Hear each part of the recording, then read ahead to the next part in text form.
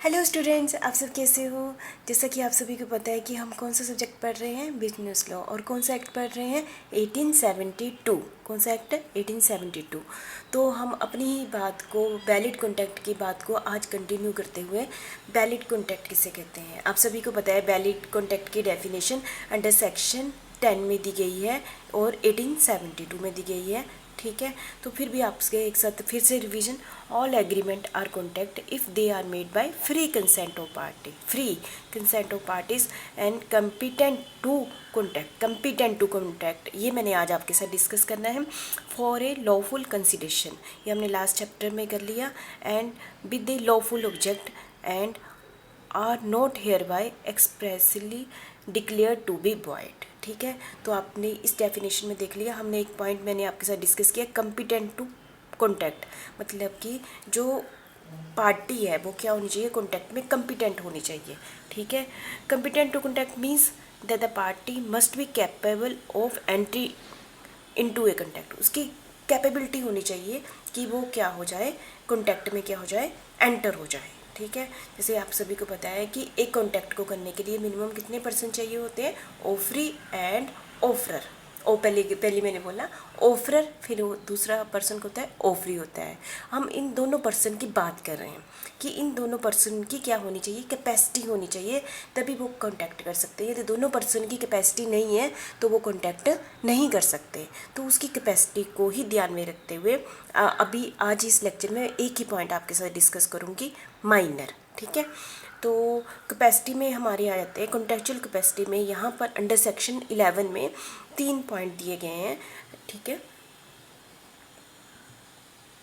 Section 11 में competency और capacity of party की कैपेसिटी क्या होती है। ठीक है, they are not disqualified by infancy, they are not disqualified by insanity, they are not disqualified by any other law. ठीक है, आप समझ गए होंगे मेरे बोलने का मतलब। ठीक है, मस्ट सेटिस्फाई, मतलब कि जो भी पर्सन इस कैपेसिटी, मतलब ऑफरर एंड ऑफरी, कौन पर्सन, ऑफरर एंड ऑफरी, उसको सारी कंडीशनें जो सेक्शन 11 में दी हैं, जो मैं अभी आपके साथ डिस्कस करूँगी, वो सेटिस्फाई करनी चाहिए एज द एग्रीमेंट। यदि वो सेक्शन 11 की सभी रूल्स एंड रेगुलेशन को सेटिस्फाई नहीं करता है, कौन, ऑफरी एंड ऑफरर, तो वो तो एग्रीमेंट क्या माना जाएगा, वॉइड माना जाएगा। तो सिंपल बात, यदि किसी ने कॉन्टैक्ट करना है, किसी ने कौन, ऑफरर एंड ऑफरी ने कॉन्टैक्ट करना है, तो उसको सेक्शन 11 की सारी कंडीशनें फुलफिल होनी चाहिए।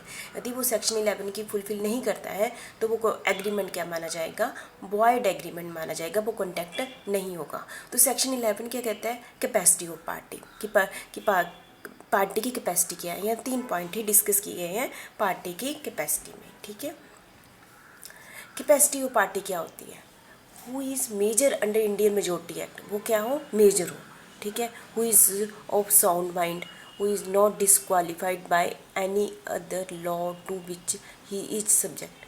ठीक है, मतलब कहने का मतलब है कि ये सेक्शन 11 में 3 पॉइंट्स दिए हैं। सेक्शन 11 क्या कहता है, सेक्शन 11 कहता है वो मेजर होना चाहिए, साउंड माइंड होना चाहिए, और किसी भी लॉ के अकॉर्डिंग वो डिसक्वालीफाइड नहीं होना चाहिए। सेक्शन 11 कहता है जो सेक्शन 11 की कोई भी कंडीशनें फुलफिल करता है तो वो क्या कर सकता है, कॉन्टैक्ट कर सकता है। कौन, ऑफरी एंड ऑफर, ये दोनों पर लागू होती है। ठीक है, तो समझ गए होंगे, मैंने 3 पॉइंट किया, मेजर, साउंड माइंड और नॉट डिस्क्वालीफाइड बाय लॉ। ठीक है, तो आज हम इस लेक्चर में सिर्फ पहला वाला पॉइंट ही डिस्कस करेंगे। ठीक है, माइनर। ठीक है, इसको मेजर भी कह सकते हैं, मतलब मेजर नहीं कह सकते, मतलब कि माइनर किसे कहते हैं। यदि मेजर को समझना है तो हमें माइनर के बारे में भी पता होना चाहिए। अकॉर्डिंग टू सेक्शन 3, सेक्शन मैंने आपको बोला बड़ा इंपॉर्टेंट है, according to section 3 of the Indian Majority Act 1875, section 3 of Indian Majority Act 1875 के अकॉर्डिंग माइनर किसे कहते हैं या मेजर किसे कहते हैं, इसके बारे में यहाँ पर 2 रूल दिए गए हैं। ठीक है, तो पहला है कि वो पर्सन क्या होना चाहिए, डोमिसाइल्ड इन इंडिया, वो इंडिया का क्या होना चाहिए, डोमिसाइल्ड होना चाहिए, और उसने 18 साल या इससे ज़्यादा की एज ले ली है तो उसको हम क्या कहेंगे, मेजर कहेंगे। यदि वो 18 साल से कम है तो उसको माइनर कहेंगे। ये आप सभी को बताइए, यदि आप 18 साल से ज़्यादा होंगे तो मेजर होंगे, और 18 साल से कम है तो आप क्या है, माइनर है। ये आप सभी को पहले ही पता है, पर आपको ये याद रखना है कि कहाँ कहाँ कहाँ लिखा गया है। सेक्शन 3 और ऑफ इंडियन मेजोरिटी एक्ट 1875 में कहा गया, मतलब आपने इसको रट्टा लगाना है। बाकी आप सभी को बताइए रूल 1 क्या है। रूल 2 क्या कहता है, रूल 2 के अकॉर्डिंग कि हम मेजर कब मानेंगे, जब उसकी एज कितनी हो जाती है, 21 हो जाती है। ठीक है, ये कुछ रूल्स हैं। इन दो जो रूल नंबर 2 में हम जो इंडिया का पर्सन है उसको मेजर कब कहेंगे, जब वो 21 ईयर का हो जाएगा। ठीक है, 21 से नीचे उसको माइनर कहेंगे। पर वो 2 से कंडीशन में आपके सामने बोलूँगी। When the guardian has been, जब उसका गार्डियन अपॉइंट किया गया है, ठीक है, for the minor under the Guardian and Ward Act 1890 में। यदि गार्डियन की अपॉइंटमेंट की गई है under Guardian and Ward Act 1890 में की गई है तब, ठीक है। दूसरा किस केस में उसकी 21 मेजर एज मानी जाएगी, superintendence of a minor property is assumed by a court of part, assume by a court of part में मानी गई है। ठीक है, लेकिन अब आज की डेट में माइनर मेजर की डेट 18 साल ही कहा गया है, चाहे गार्डियन की भी अपॉइंटमेंट की गई है। माइनर कौन, जो 18 साल से कम है, मेजर कौन, जो 18 साल से अबव है, चाहे गार्डियन की भी अपॉइंटमेंट की गई है। और ये बिल पास किया गया, दोनों ही हाउस ऑफ पार्लियामेंट में किया गया है और प्रेसिडेंट की असेंट से पास किया गया। तो ठीक है, आपने इंडियन मेजोरिटी माइनर की यहाँ पर section 3 Indian Majority Act 1875 rule 1 क्या कहता है, 18 साल से कम माइनर, 18 साल से ज़्यादा मेजर। ठीक है, और रूल 2 क्या कहता है, ये 1819 में बना था। गार्डियन अपॉइंटेड, यदि गार्डियन एंड वार्ड एक्ट है तो उसकी माइनर की एज 21 से नीचे मानी जाएगी। दूसरा है superintendence of a minor property assumed by a court of part, तो इस केस में भी 21 से कम वाले को माइनर माना जाता था। लेकिन बिल पास हो गया है अभी कि 18 साल, चाहे गार्डियन भी है तब भी वो 18 साल से अब वाला मेजर माना जाएगा। ठीक है, सिंपल सी बात है फिर भी। ठीक है,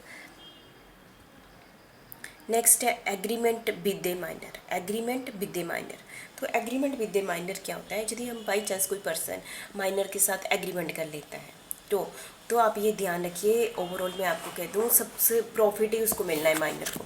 यदि कोई भी मेजर माइनर के साथ कांटेक्ट कर लेता है और माइनर बाद में उसके से मुकर जाता है तो कोर्ट हमेशा साथ माइनर का देगा, मेजर का नहीं देगा। ये आपने ध्यान रखना। 2 प्रिंसिपल है, क्योंकि ये माइनर के लिए प्रोटेक्शन के लिए बनाए गए हैं। प्रोटेक्शन अगेंस्ट ऑन इग्नोरेंस, ये माना जाता है कि जो माइनर है वो जजमेंट करने के लायक नहीं है, वो उसकी पूरी जजमेंट होती है। इसलिए यदि उसने कॉन्टैक्ट किया भी है एग्रीमेंट तो वो क्या माना जाएगा, वॉइड माना जाएगा। और protection to person dealing with the minor, उस पर्सन की भी हेल्प की है जिसने माइनर के साथ क्या किया है, कॉन्टैक्ट किया है, डीलिंग की है। ठीक है, तो यदि वो इसके साथ एग्रीमेंट करता है तो वो क्या माना जाएगा, वॉइड माना जाएगा। ठीक है, तो अभी तक मुझे लगता है कि आप सारे समझ गए होंगे। ठीक है, थैंक यू वेरी मच।